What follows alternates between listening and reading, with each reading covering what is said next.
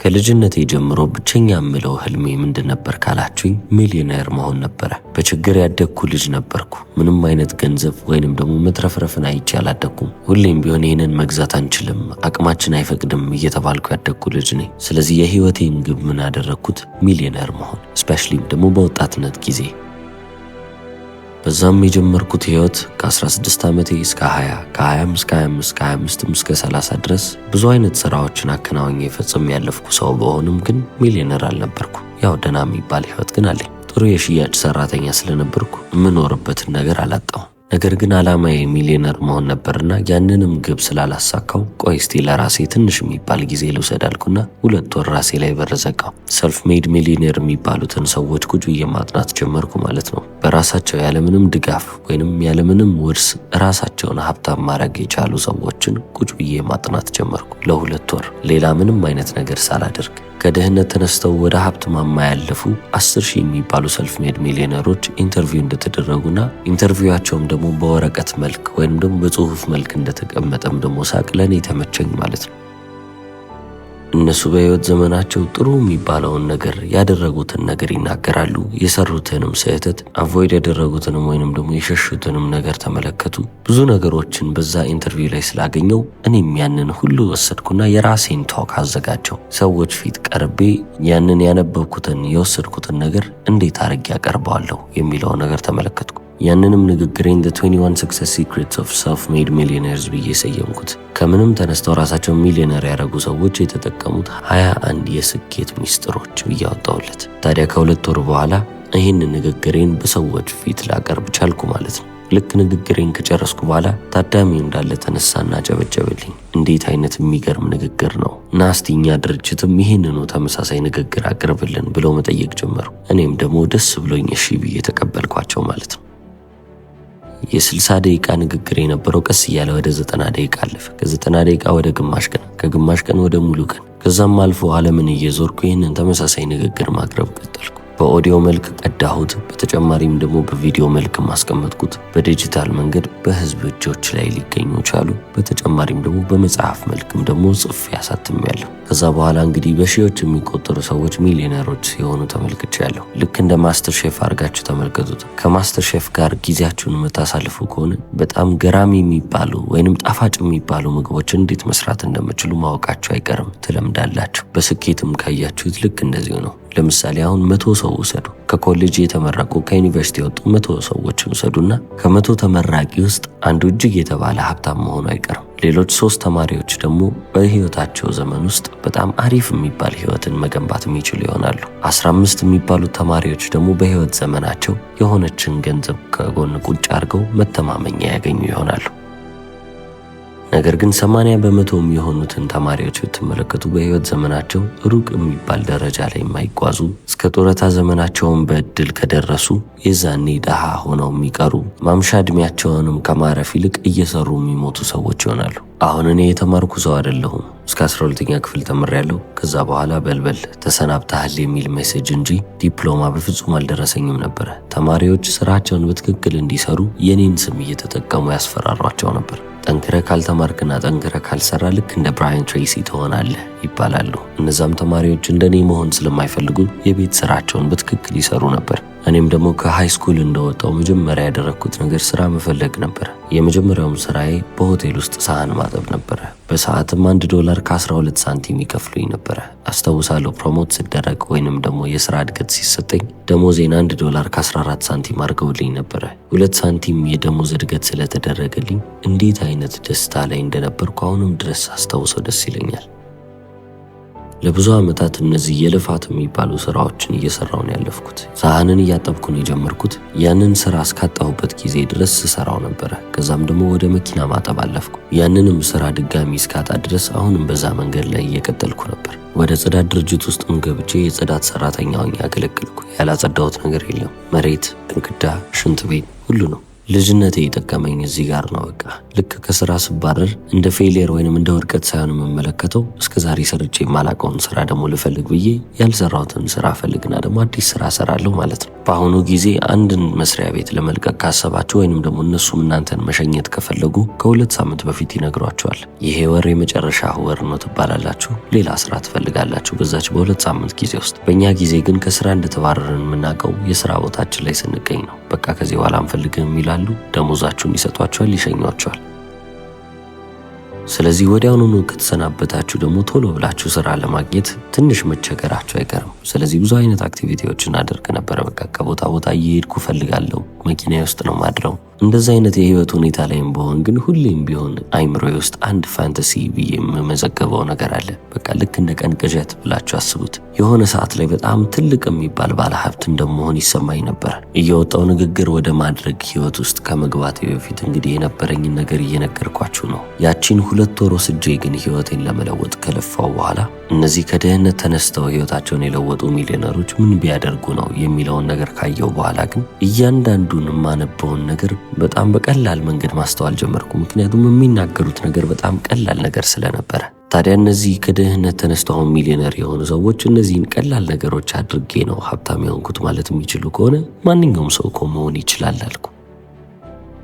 ታዲያ በጊዜ የተረዳሁት ነገር ምንድነው? ዲፔንደብል የሚባል ካሽ ፍሎ እንደሚያስፈልገኝ ነው። የምተማመንበት ከወር ወር የማይቀርብኝን ገንዘብ ማግኘት መቻል አለብኝ። እዚች ምድር ላይ በጣም አስደናቂ የሚባሉ ነገሮች ልክ እንደ ሮኬት ሳይንስ ከባድ አይደሉም። ወይንም ደግሞ ውስብስብ የሆኑ ነገሮች እንድትቀበሉኝ ወይንም እንድትማሩ እየጠየቅኳችሁ አይደለም። በጣም የምትቸገሩት የመጀመሪያውን ሚሊዮን ስታገኙ ነው። ያቺን 1 ሚሊዮን ለማግኘት በጣም ትለፋላችሁ። 2ኛው ሚሊዮን ግን አያለፋችሁም። ልክ እንደ መጀመሪያው ልትለፉ አትችሉም። እንደውም አይቀሬ ነው የሚሆንላችሁ። ያንን ገንዘብ ማግኘታችሁ አይቀርም። ምክንያቱስ ምንድነው ካላችሁ ጂም ሮን በአንድ ወቅት የተናገረውን ነገር መናገር እፈልጋለሁ። ዋናውና ከባዱ የሚባለው ነገር ሚሊዮነር መሆን ሳይሆን ሚሊዮን የሚያገኝን ሰው መሆን ነው። አንዴ በሚሊዮን የሚቆጠሩ ገንዘቦችን መስራት የሚችል ሰው መሆን ከቻላችሁ ሚሊዮኖቹ መምጣታቸው አይቀርም። ስለዚህ ከባዱ ነገር ያንን ሰው መሆን ነው ይላል። ይህ ማለት ምን ማለት ነው ብራያን ትሬሲ ካላችሁኝ፣ ሙሉ ለሙሉ አዲስ ሰው መሆን አለባችሁ ማለት ነው። እዚህች ዓለም ላይ ካሉት ከ99 በመቶዎቹ ሙሉ ለሙሉ ልትለዩ ይገባል። ባህሪያችሁ፣ ካራክተራችሁ፣ ሁሉም ነገር።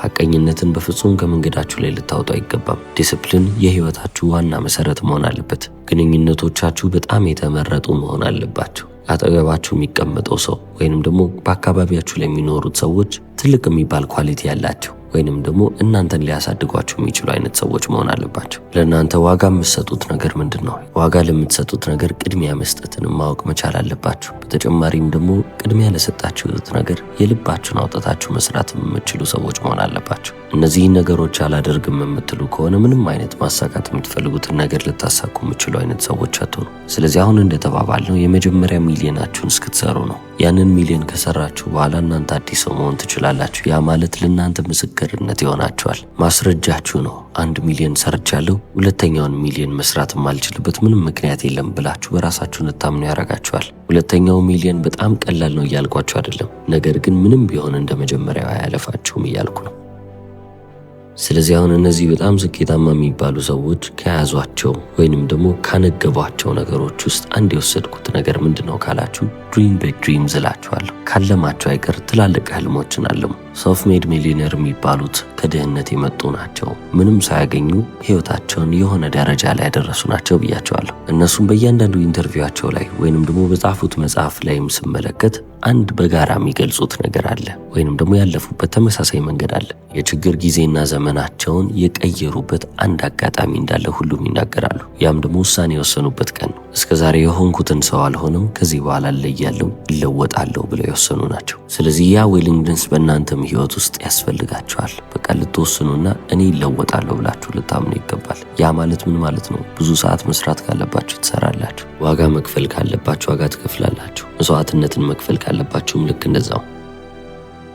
እኔ ይህንን መቼ ነው ያደረግከው ካላችሁኝ በ36 ዓመቴ ነው። እስከ 36 ዓመቴ ድረስ ብዙ ነገርን አስቤያለሁ፣ አቅጃለሁ፣ በተጨማሪም ደግሞ ተመኝቻለሁ። ነገር ግን ዲሳይድ አድርጌ አላቅም ወይንም ደግሞ ወስኜ አላቅም። ምናልባት በየሆነ ጊዜ ላይ የሆነ ሚራክል ይፈጠራል ወይንም ደግሞ የሆነ ተአምር ይፈጠራል ብዬ አስባለሁ። በተጨማሪም ደግሞ ስቶክ ወይንም ደግሞ የተወሰኑ አክሲዮኖችን እንገዛ ነበር። በቃ ትናንሽ ነገሮችን ብቻ ነበር የምፈጽመው። ታዲያ እነዚህ ሚሊዮነሮች የተናገሩትን ነገር አሁን መለስ ብዬ ስቃኝላችሁ አብዛኞቹ የተማሩ አልነበሩም። ስለዚህ ከኔ ጋር በተመሳሳይ ቦታ ላይ ነበሩ ማለት ይቻላል። እነሱም አንድ የተናገሩት ነገር እኔ ከማንም በላይ ታለንትድ ላልሆን እችላለሁ፣ ተሰጥኦዬ ከሰዎች የተለየ ላይሆን ይችላል፣ ከነሱም የተለየ ብልህ ላልሆን እችላለሁ፣ ነገር ግን ምንም ቢሆን ከነሱ የተሻለ መስራት እችላለሁ። ጠንክሮ የመስራት ምንም አይነት ችግር የለብኝም፣ ችግር ነው ህይወቴ፣ ይህንንም አልፈዋለሁ ብሎ የቆረጡ ሰዎች ናቸው። እኔም ከማውቀው ከማንም ሰው በላይ ጠንክሬ መስራት እንዳለብኝና ያንንም እንደማደርገው ደግሞ ወሰንኩ።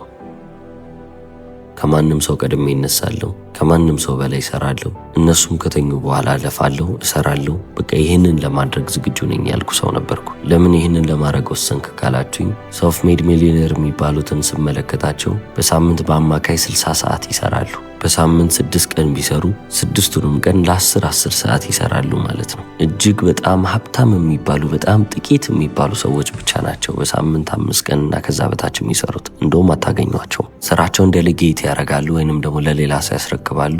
ግን ደግሞ እነሱም በየቀኑ መከታተል ያለባቸው ነገር አለ። ስለዚህ ይሰራሉ ማለት ይቻላል። ሌላ አንድ ልብ ያልኩት ባህሪያቸው ፍሩግል መሆናቸው ነው፣ ወይንም ደግሞ በጣም ቆጣቢ ናቸው። በቃ ገንዘብ አያወጡም ማለት ይቻላል። ሴቭ በማድረግ በጣም የሚያምኑ ነበሩ። አሁን ገንዘብ ካገኛችሁ ጥሩ ህይወት እንድትኖሩ ፈልጋለሁ። ይህንን እየከለከልኳችሁ አይደለም። ነገር ግን መቼ የሚለውን ነገር ደግሞ ማወቅ መቻል አለባችሁ። በህይወታችሁ ውስጥ ጀነረስ መሆን ያለባችሁ ጊዜ አለ። ያ ማለት ለራሳችሁ ገንዘብ የምታወጡበትን ጊዜ መምረጥ መቻል አለባችሁ። ሰውን መርዳት ጥሩ ነው። ነገር ግን ገንዘብ የምታወጡት ለራሳችሁና ለማያስፈልጓችሁ ነገሮች ከሆኑ ግን ቆይ ማለት መቻልን መልመድ አለባችሁ። ከሀገር ወጥታችሁ ብዙ ሀገራቶችን ማየት ትፈልጉ ይሆናል። አዲስ መኪና፣ አዲስ ቤት፣ አዲስ የሚባል ኑሮን መገንባት ያምራችኋል። ነገር ግን ይህንን ሁሉ ኤርሊ ስቴጅ ላይ እንዳታደርጉት። ገና በመነሻችሁ ላይ ይህንን ልትፈጽሙ አይገባም ነው ምለው። በህይወቴ ውስጥ በጣም ትልቅ የሚባል እገዛ ያገኘሁበት አንድ ባንከር ነበረ። ስሙን እስካሁን ድረስ አስታውሰዋለሁ። አለን ይባል ነበረ። የኛ የባንክ አገልግሎት ሜይንሊ ወይንም ደግሞ በዋናነት የሚያገለግለው መካከለኛና ትናንሽ የሚባሉ ቢዝነስ ኦነሮችን በመርዳት ነው። ታዲያ እነዚህ ጥቃቅንና መካከለኛ የሚባሉ ቢዝነሶች እንዴት ይሳካሉ፣ የትኞቹ ጥሩ የሚባል ደረጃ ላይ ደርስላቸዋል፣ የትኞቹ ደግሞ አይሳካላቸውም የሚለውን በቀላል መንገድ መለየት እንችላለን አለኝ። እንዴት ብዬ ስጠይቀው የዛን ድርጅት ሙሉ ትርፍ ይወስድና አዲስ ቤት ለመገንባት ወይንም የራሱን ህይወት የሚያሻሽልለትን ማንኛውንም ነገር ሲያደርግ እንመለከታለን። ያም ደግሞ ቢዝነሱን ይጥለዋል አለ። እኔ አልገባኝም ነበረ። እንዴት ነው ይሄ ሰውዬ ስፔንድ እንድናረግ ወይንም ደግሞ ገንዘብ እንድናወጣ አይፈልግም ማለት ነው ብዬ አሰብኩና ወዲያውኑ ነው እዛው ጋር አስተካከለኝ። እንደዛ ሳይሆን ዋናው ነገር ገንዘቡን መቼ ታወጣለህ የሚለው ጥያቄ ነው። ገንዘብ ማውጣት ሳይሆን ዋናው ችግር ገና በጊዜ ገንዘባችሁን አውጥታችሁ ስፔንድ ማድረጋችሁ ነው ችግሩ ይለናል። 5 ዓመትና ከዛ በላይ ብትጠብቁ ቢዝነሳችሁን በደንብ አድጎ እናንተም ደግሞ የምትፈልጉትን ቤት ሰርታችሁ የምትፈልጉትን መኪና ይዛችሁ ቢዝነሳችሁን ደግሞ እያንሰራራ በጣም ጥሩ የሚባል ህይወትን መስራትና መገንባት ትችላላችሁ። ነገር ግን ቶሎ ነገሮችን በጥድፊያ ላርግ ስትሉ የዛኔ ተደናቅፋችሁ ትወድቃላችሁ። ስለዚህ እኔም ከዛ ባንከር የወሰድኩትን ምክር ለእናንተ ልመክራችሁ ነው። ስራችሁ ሰልፍ ሜድ ሚሊዮነር መሆን ነው። ያ ማለትም ደግሞ አሁን ምንም አይነት ገንዘብ ከሌላችሁ ከባዶ ከምንም ተነስታችሁ ትልቅ የሚባል ደረጃ ላይ መድረስ። እዛ ትልቅ ደረጃ ላይ እስክደርሱ ድረስ ደግሞ ዋይልድ ልትሆኑ ወይንም ደግሞ ተሳስታችሁ የማይሆን ወጪ ልታወጡ አይገባም።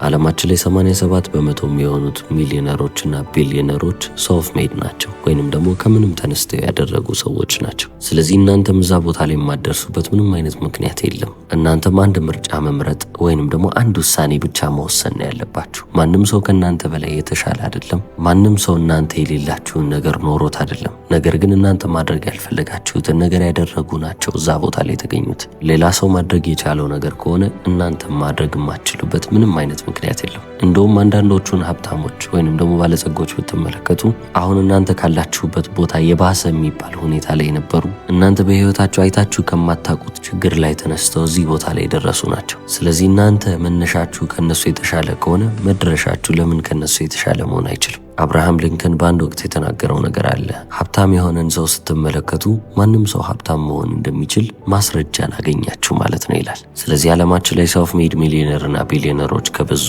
ካሉ እናንተ ከባዶ ከምንም ተነስታችሁ ትልቅ ቦታ ላይ መድረስ እንደምትችሉ ምልክትን አገኛችሁ ማለት ነው። ከእናንተ የሚጠበቀው ነገር ተመሳሳይ የሚባሉትን ነገሮች እየደጋገማችሁ ማድረግ ነው። ህጎቹ ያን ያህል ኮምፕሊኬትድ የሆኑ እንዳይመስላችሁ፣ ወይንም ደግሞ ውስብስብ የሆነ ምንም ነገር የለም። ህይወታችሁ በእጃችሁ ላይ ነው ያለው። ትናንሽ ምርጫዎች፣ ዕለት ተዕለት የምትወስኗቸው ውሳኔዎች እናንተ ህይወታችሁ የቱ ጋር እንደሚገኝ የሚወስኑላችሁ ይሆናሉ። ስለዚህ ህይወታችሁን በየትኛው አቅጣጫ ነው መምራት የምትፈልጉት? ይህንን ዛሬ ላይ ቆም ብላችሁ ተመልከቱ። አሁን ላይ ቆማችሁ ዲሳይድ ማድረግ ካለባችሁ አይቀር፣ መወሰን ካለባችሁ አይቀር ደግሞ ትልቅ ህልም ይዛችሁ ብትንቀሳቀሱ ይሻላችኋል። ካለማችሁ አይቀር ትልቅ ቢሆን ጥሩ ነው። እኔ ያንን አድርጌ ነው እንግዲህ ህይወቴን ልለውጥ የቻልኩት። ህይወቴን ሳለውጥ 36 ዓመታቶችን ብኖርም ከ36 ዓመት በኋላ ግን ህይወቴ ሙሉ ለሙሉ ተቀይሯል ማለት ይቻላል ይለናል ካናዲያን አሜሪካን ሞቲቬሽናል ስፒከር እና ኦተር ብራያን ትሬሲ። እስከ መጨረሻው ስለተከታተላችሁ አመሰግናለሁ።